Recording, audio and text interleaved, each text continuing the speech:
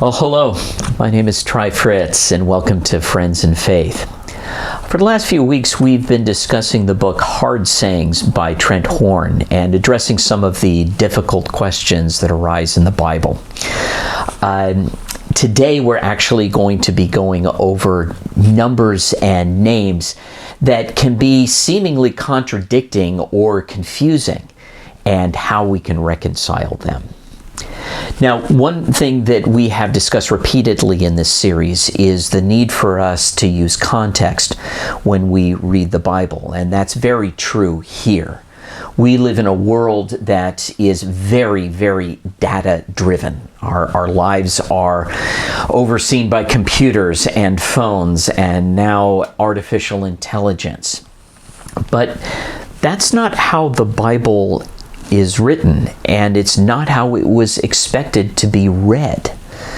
So the Bible, we need to recognize, is not there to provide us data. It's there to provide us truth. And the truth not of man, but of God.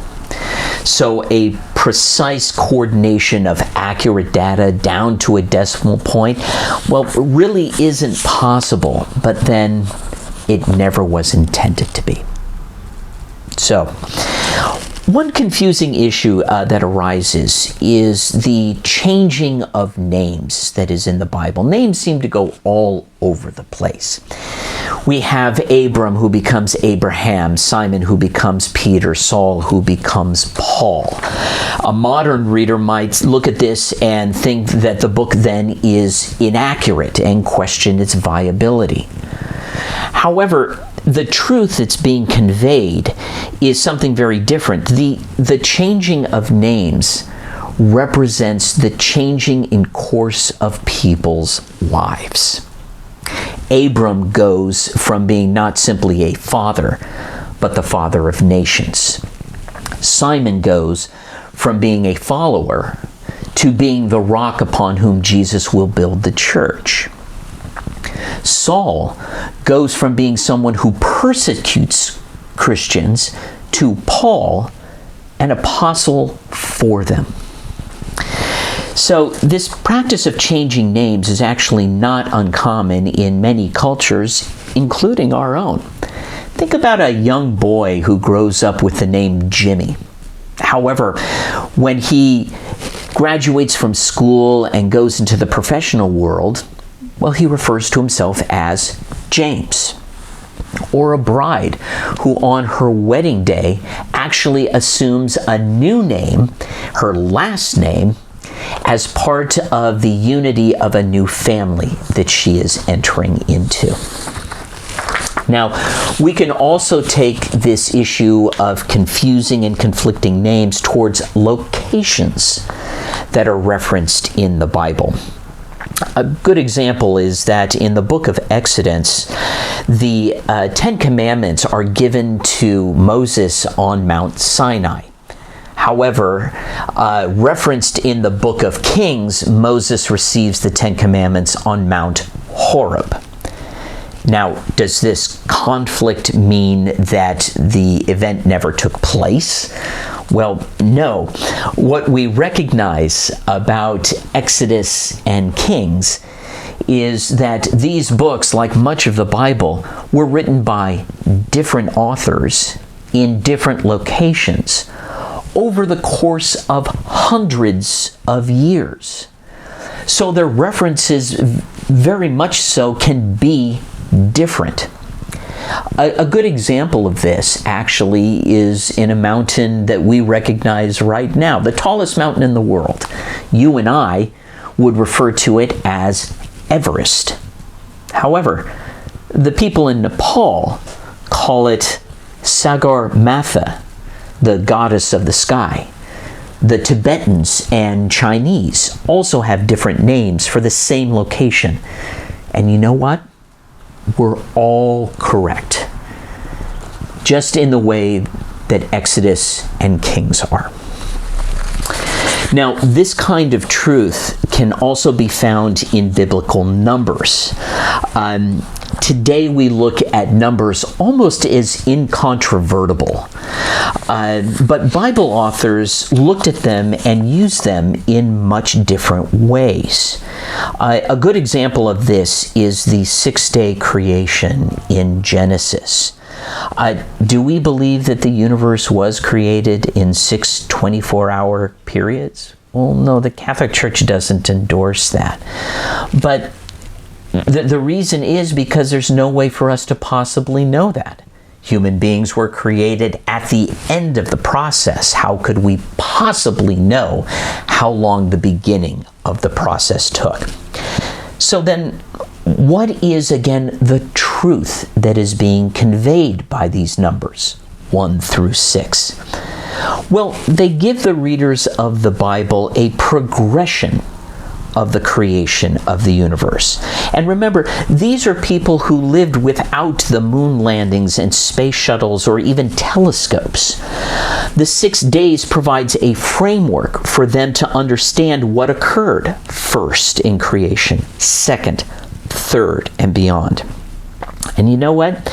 If you actually remove the numbers from that whole process and look at simply what occurred, you'll actually find that it is remarkably coordinated with the belief of science.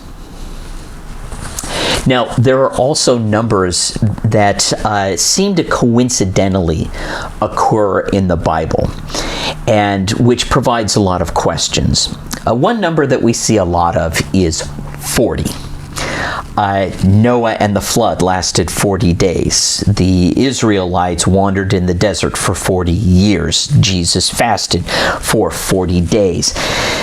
This brings again some people to question the accuracy of the Bible and thus its believability. But I ask again, what is the truth that is being conveyed with the number 40? Well, it's not magic. For the flood, the number 40 is simply there to represent an extended period of time. The author of Genesis was not present for the flood, so he can't give a Weather Channel style description of the occurrence. But what he is trying to convey is an event that is so long-lasting it is beyond the bounds of nature and must be the will of God. To put this into a more modern context, as people who live in Southern California, if it ever rains here for 4 days, we probably would consider building an ark. If it ever rained heavily for 40 days, we would probably also feel that the world was coming to an end. Now, in terms of Moses and the Israelites, 40 means something completely different. The journey in the desert is interesting because it's something that really should only have lasted a couple of weeks. However, the punishment for Moses disobeying God during the journey is that he would never be able to enter the promised land on the other side of that journey, on the other side of the desert. So, but a new generation of Israelites would. So 40 isn't meant to convey literal dates on a calendar, but it's actually there to provide a generational shift of the people of Israel, the people who would be entering the promised land, not by Moses, but by his acolyte Joshua. Now, what about Jesus fasting in the desert for 40 days before being tempted by the devil? Is this an accurate number? Well, once again, there's no way that we can know. Not only did Jesus do this alone, but at this point in his ministry, he hadn't even recruited any disciples to follow him. So I put the question out there again. What is the truth that is behind this number 40? Well, once again, the number is not there to represent something definitive, a date or time, but rather an intensity of purpose and devotion. think about how hungry you and I get after not eating for 4 hours. Think then of how intense Jesus' love for his Father must have been to pray instead of eating for 4 days, for 10 days, for 20 days, for 40 days. It could only be just tremendous. So, and the number itself isn't even important. What's important is the physical state that Jesus' body must have been in. How weak was his body at that point to then be tempted by the devil? The devil whose first temptation was to offer him food. And yet, Jesus still resists despite an emaciated body from fasting. The strength of his spirit, his love for the Father is so great that his spiritual strength overcomes the weakness of his body. Now, why would the gospel authors use 40 days?